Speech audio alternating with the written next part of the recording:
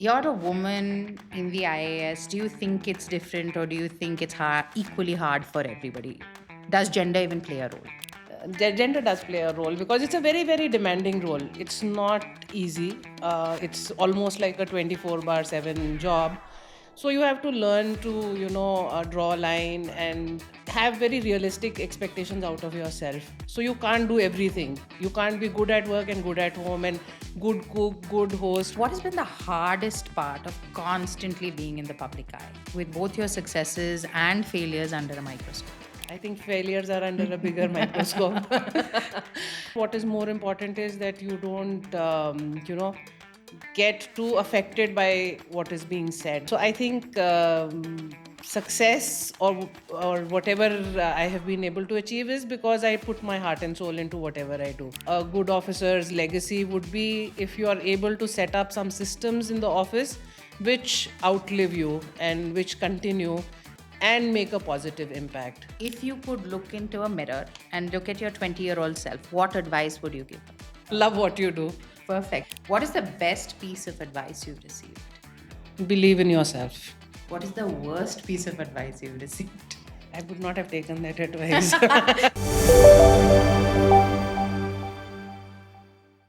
You know that some leaders don't just work in the system, but they really redesign it? My guest today has done that across finance, transport, and now information technology. Hi, everyone. I'm Nitika Goel, CMO at Zinnov, and your host for this episode of Woman in the Mirror, a series from the Zinnov podcast table where we sit down with trailblazing women leaders to talk about the tough calls, the quiet grit, and the defining moments that shape them. I'm thrilled to welcome our guest for today, Dr. Ekroop Kaur, IS officer. She's the driving force behind the bold policies shaping the future, from fueling Karnataka's startup growth to building biotechnology and GCC ecosystems. And that has been putting the state on the global map. Today, we're going to dive into her journey, the wins, the tough calls, and the vision driving it all. Dr. Kaur, welcome to Woman in the Mirror. We're so excited to have you here. So am I. Thanks for having me. So, I'm going to start with the absolute basics. IS officer, no mean feat. It's one of the hardest exams in the world. So, why did you choose to go down that path? So I think I come from that age when, most of the decisions were taken by your parents. So somehow I think while I was still growing up and before I realized what I was getting into, the decision was already taken. And I just went with the flow. The exam's really hard to crack. What did it take from a preparation perspective, a mindset perspective? Somebody else may make the decision, but the effort is yours. So would love to understand what it took to get there. Yeah, it is certainly a very difficult exam, more than anything because so many people, take the exam. The percentage of people who actually get through is very, very small. It does take an effort, a concerted effort of about 2 years to, you need to prepare and go through the exam. Exam itself is a 1 year process. But I would say it's also, besides hard work, there is a bit of luck also, which has to be on your side. And I think things worked out well for me. That's fantastic. You're a woman in the IAS. Do you think it's different or do you think it's equally hard for everybody? Gender does play a role because it's a very, very demanding role. It's not easy. It's almost like a 24 bar 7 job. It's also something where you keep changing roles very frequently. So you always have to be at it. You are expected to, keep learning, keep performing and doing things. Even if it's your first day, you may be asked to take certain decisions which are very, very critical. So I think job, both in terms of the hours that it requires, the effort that it requires. And as a woman, it becomes even more challenging. Besides fighting out the general bias which is there, it's also about managing a whole lot of other things because there are expectations at home as well. And so you're always playing that balancing role. It's not easy. So I'm going to come back to that, right? Obviously, you're daughter, you are a mother, you're a wife, you're an IAS officer with so many titles that like I said, was a mouthful. How do you create that balance? Do you have like a formulaic approach, or do you just go with the flow? Like, what would your advice be to women who are juggling as much as you?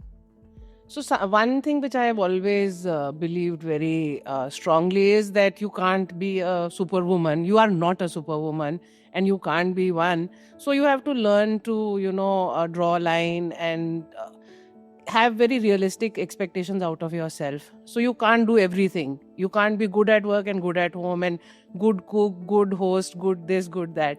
So I think you need to delegate. You need to learn how to delegate. You need to co-opt everyone who's around you to make things easier for yourself, especially when it comes to things at home. I think family plays a very big role in your success. Everyone needs to chip in. And like, for example, while I really enjoy cooking, but I don't cook at home on a routine basis. I only do it very occasionally.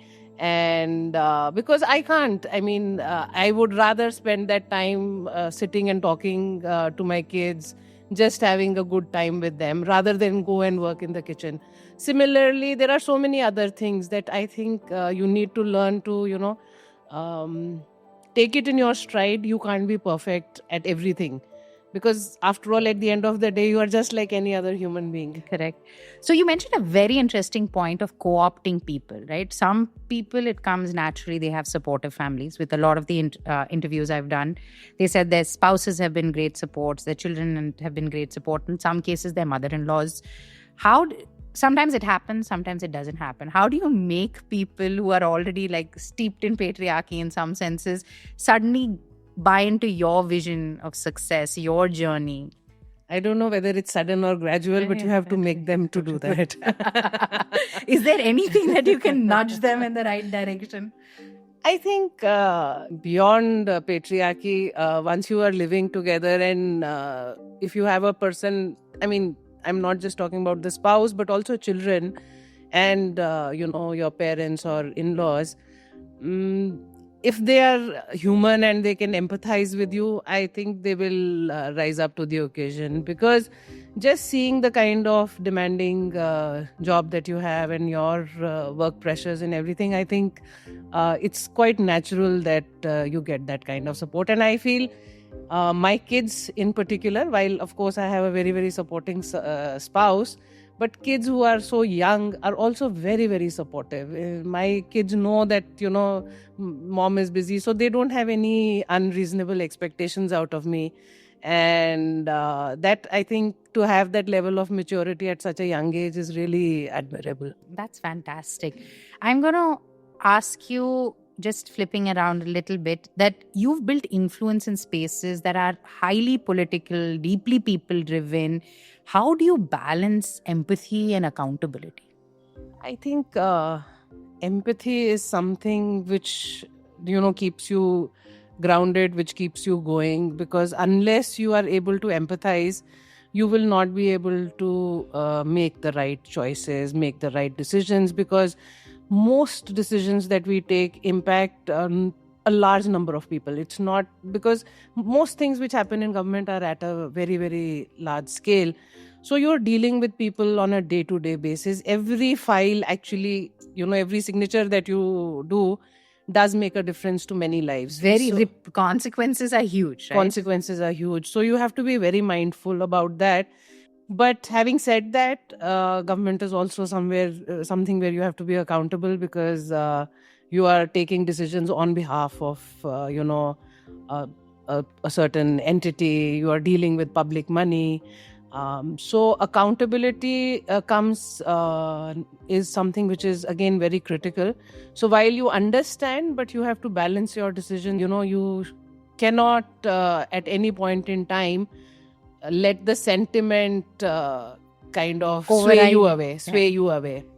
So decisions generally, while you empathize, you understand, then you try and look at data. I think grounding decisions in data, looking at the basic canons of propriety and accountability, you have to balance the two and then go ahead. Your life is, I think, balance. It's all about balance. It's all about balance. I want to ask you this more. This is like not even in the script, but when there is so much pressure, there is so much public, you're in the public eye, you are balancing people's egos, you are balancing people's emotions, you are balancing a lot. How do you keep your balance and mental balance in the midst of all of this? I think at the end of the day, one needs to cut off and just take some time with yourself. Every day, probably, if you are able to find some time to just get your sanity back, it is really helpful. One has to be a little bit in touch with oneself at every point in time. So, a lot of women that I speak to talk about the fact that they have a series of people who are their sounding boards, right? Emotional sounding boards, work sounding boards. One, I was in conversation with Rama Vijapurkar and she called it like her board of directors. Do you have a board of directors that you put into place to keep this equilibrium, or are you more introspective and that time with self allows you to anchor? So I do have a set of people, some senior colleagues, some batchmates, and friends who have been with me from the very beginning. And of course, government has become such a participatory kind of organization now, where everyone, such a big role which citizenry plays, which the society plays. So you would, and especially, for example, in the kind of role that I am in right now, so you do tend to consult one or two people beyond government also to see that, you find a good balance and you're able to address all concerns. So I do have a set of people that I get back to or depend on for a lot of advice, help in navigating difficult situations. Both at work and at home. Of course.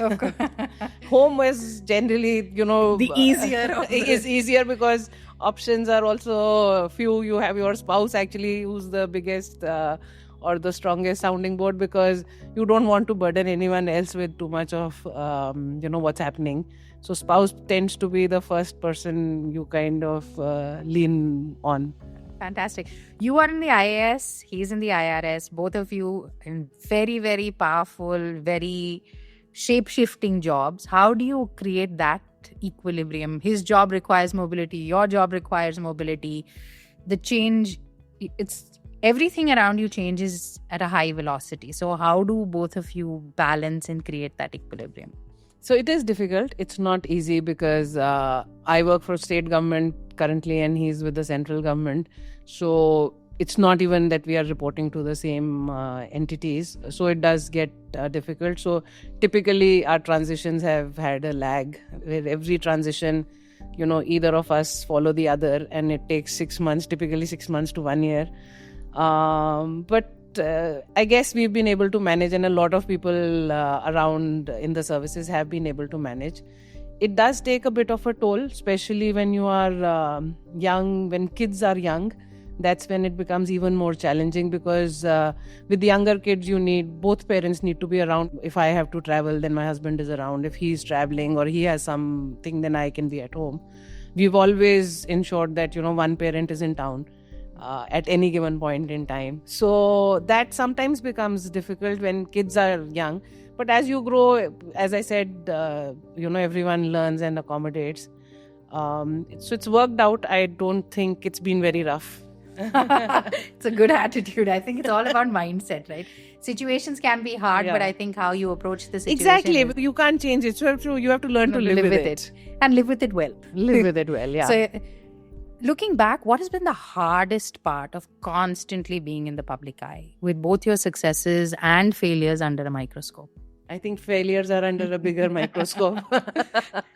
It is, while scrutiny is part of the job, and I think all of us learn to live with that, in that environment where everything is watched very closely. And, you know that whatever you do, even sometimes in your private life, is under fair amount of scrutiny.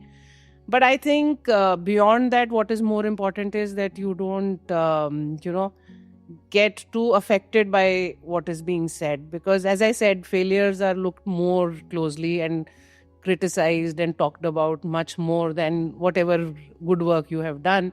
So therefore, one needs to stay focused. Don't get very, you should not get too perturbed by criticism. One has to learn to take it in one stride and try and build on, learn from whatever has gone wrong and at least make the amends going forward. So I'm just going to ask, do you have a ritual to create focus? So a lot of what is happening in government is always in media, and it makes sense to sometimes just Not stay watch. away and go through the situation and maybe then later on reflect on it. And I had the opportunity to speak with you behind the scenes where you said you had to give a speech in Kannada, where you did not fully know the language at the time that you were brought in, right? So you're put into very difficult situations and in a position of authority very quickly. So how do you work through those kinds of scenarios and manage hard situations and a lot of scrutiny simultaneously? So any situation can actually become difficult if it is not handled carefully, because the scale and the sensitivity which is attached to whatever government does, you have to always be very careful in your decisions. I think one should not rush into any situation. And while you are put on the spot many a times, but it always helps to, if you do your background work well, you think through the problem, consult, and we've been talking of sounding boards, and consult seniors, consult somebody who you think would be able to give you a good advice, and then take a decision. I think that is always helpful. So one quick thing in terms of life lessons that you have gotten either from your senior or your parents or family that you think has held you in good stead? So one thing I firmly believe is that, at the end of the day, you are answerable to yourself. And whatever you do, if you are doing with your heart at the right place, you have, in that situation, taken that decision in best interest of, whoever is the set of people who are affected by it. Then even, if there is some problem, you should just believe that, you have done the right thing, and believe in God and believe in yourself. Things will work out. So I think that's very important, because a lot of times it's most decisions that we take will always have, there will be many alternates, and you always have to weigh and take the best route.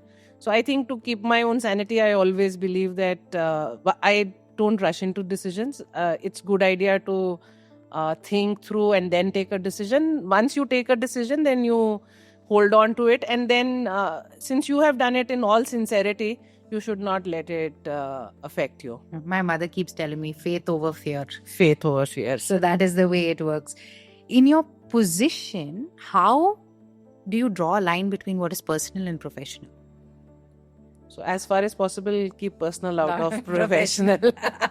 Don't let them come into the eye of the media. Yeah. 100%. Yes. No, so one more thing that I keep hearing from people in power, the positions of authority, is very often because you have a position of power, you're surrounded by people who ha mein ha mila, or they're yes people, if you will.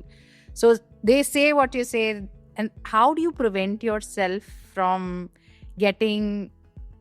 really being surrounded by these yes people and getting a God complex, if you will? Because a lot of positions in power, people wind up saying that, okay, I'm always right, because there are people saying you're right. Yeah, so the sooner you start thinking yourself out of it, the better it is for you. You need to understand that you are there only because, and you can take certain decisions only because the current set of things are working in that way. So it's always good to, find people, even in offices. I would completely agree with what you're saying. There will be some people who would just say, and typically, in government, there are a lot of cases where certain decision has to be taken, and your subordinate will tell you, no, you can do it. You have the powers. You can do this. It's possible. Earlier, sir or madam also used to do the same thing. But it's better to just look into the rules and regulations and then do it, because typically you may or may not, have that much of authority which you would exercise, which will be difficult. So I think it's once you recognize and you have to then discount their advice to that extent and look at people who can give you sound advice. How do you get a reality check sometimes? Do you get reality more from your family and kids, I'm sure, but... Yeah, but I think if you are a little bit open and democratic in your style of working, if you give opportunity to everyone to talk and express themselves, you will find a balanced view. It's not that everyone will do it. There will be many people who talk their mind and many people who will, give you the right position. Some may be even more than right kind of view somebody may take. So you should listen carefully, listen very carefully to people and try and give opportunity to everyone to speak, and then maybe, sift out and see what is right and wrong. You've achieved a lot in the last, you've Not been really, here. but You're yeah. a prolific leader. You've achieved a lot. How would you define success for yourself today? And looking ahead, what legacy do you want to leave behind? So I think I'm very fortunate that wherever I have been posted, I have thoroughly enjoyed my role. I completely immerse myself in my job, and for that part of my life, I'm only thinking about that sector, that segment, and that area.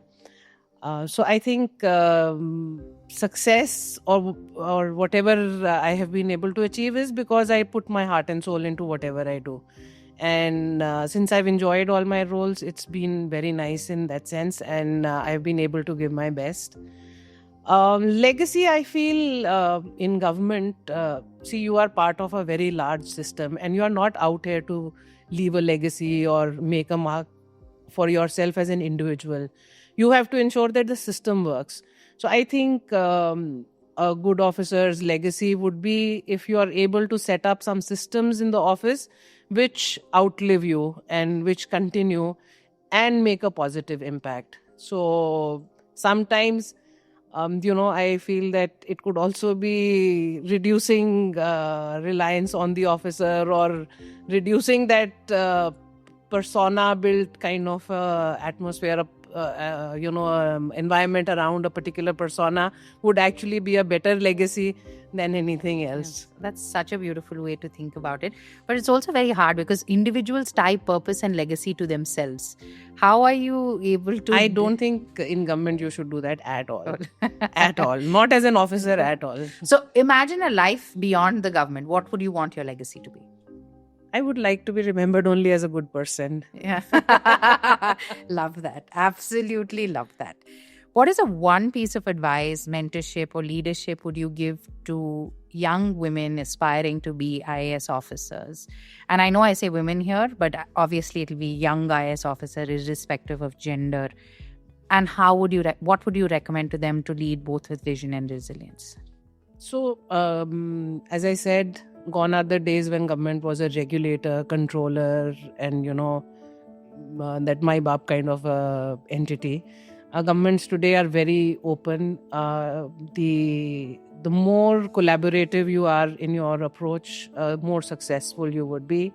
And I think it's very, very important to understand what is the expectation of people whom you are serving. So it's very important to get, in some ways, for example, person like me who's come from North to work in Karnataka, so something which was very crucial was to first understand the language, get hold of the language, start talking in Kannada, because that's the only way you can, break barriers and relate with people. People will actually feel comfortable talking to you. So for officers who are coming from other states, it's very important that they get over the barrier as early as possible. Learn to listen to people. A lot of us, especially because there is so much hype created around IAS, that you feel that, you've really... You know everything. you know everything and you've really done it. So I think you need to get out of that attitude very quickly. Earlier on you get out of it, the better it is. And try and, more than speaking, try and listen to people, understand what are the expectations. And when I say people, it does not mean just the citizenry, but also all stakeholders. And one needs to learn to work with them, build teams. A large part of our job is actually, handling people, handling teams, or working with teams. So that is a quality which one needs to, imbibe. Be a good team leader. And one more thing which I feel is very important is to stay grounded, not let. So many of your questions which were coming were from that mindset that, you already think you are really high and mighty and all of that. And also, but it's not like that. One has to stay grounded. And I think that's the only way people will also, whether it is people within your office or around, will feel comfortable, talking to you. You will get to learn much more, and you will benefit by, you'll be able to take decisions which are more balanced. Would you redo any decisions in your career? Nahi, ab kya karenge? There are so many decisions. Ho gaya. There is no second chance given. If you could rewrite history, would you do anything differently? I don't know. Not thought so much. There's enough on your plate. Okay. Now I'm going to go into the rapid fire round. Okay. So in a rapid fire round, if you could look into a mirror and look at your 20-year-old self, what advice would you give her? I think I will choose to do what I'm doing today, in the sense, tell myself to do what I'm actually doing today. Got it. Love what you do. Yeah. Love what you do. Perfect. And if you had to look in the mirror and tell yourself something today, what would it be? Keep doing what you're doing, I guess. You're doing well. If you had a looking glass and you had to tell your future self something, what would that advice be? I think invest more in learning. Who or what always makes you laugh no matter what? Some of my friends. Good humor. Okay. Is there someone who has deeply inspired? Living, dead, book, anything? I draw a lot of inspiration from my previous boss, who was, I worked with him for more than 6 years. And I think he's the most amazing human being. Who is this boss? Do you want to name him? Let's not take names, but people will be able to figure out. What is the best piece of advice you've received? Believe in yourself. What is the worst piece of advice you've received? I would not have taken that advice. You could have ignored it, but at least something interesting that came your way. I can't remember, but yes, there must have been, there are a couple of people. So a lot of unsolicited advice also comes your way, which you have to just take it in your stride. So what is the most interesting label that has been attributed to you? So somebody I used to work with compared me to a lioness. So that person, of course, was working, in the forest department. So he said that I've always, dealt with wildlife and all of that. But if I have to make a, analogy, then I can only compare her to a lioness. Sherni. I love it. So if you had one extra hour every day, what would you do in that hour? I think spend time with my children. I can just imagine. Because they are getting the least of me. But they're most adjusting, which is a good thing. Which is true, but I think as they are growing up and, becoming more independent, I will eventually feel that I didn't, spend enough time with them. What is the one value you would never compromise on? I think being honest and fair to myself. That's nice. Do you think happiness is a choice or a byproduct? I think it's largely a choice. So you choose that. You choose to be happy because there are so many things which can pull you down. Correct, I agree. Every day there will be something that pulls you down, but you have to consciously, stay positive, think positive, and try and be happy. What do you think is the most important thing? Talent, intellect, hard work, or just luck? Hard work. Hard work over everything else? Yeah, because assuming a basic level of intellect, I think hard work is a very big differentiator. Somebody had to write a memoir. What would the title of your book or the memoir be? I don't know. You're asking very difficult questions. Out of syllabus questions. Out of syllabus and very difficult. You've cracked IAS. This is nothing. That's okay, but I don't like to talk so much about myself. I would like to be remembered for myself and rather than anything else in whatever ways I have probably touched human lives. So Dr. Kaur, a story of empathy. Maybe. Yes, that'll love be very it. good. Love it. Great. Thank you so much for being on this episode of Woman in the Mirror. Loved this chat, learned so much, and completely inspired on how to balance many things to stay anchored in reality and just be exceptional at what you do every day with purpose. So thank you again, Dr. Kaur. Lovely to have this conversation. Thank you.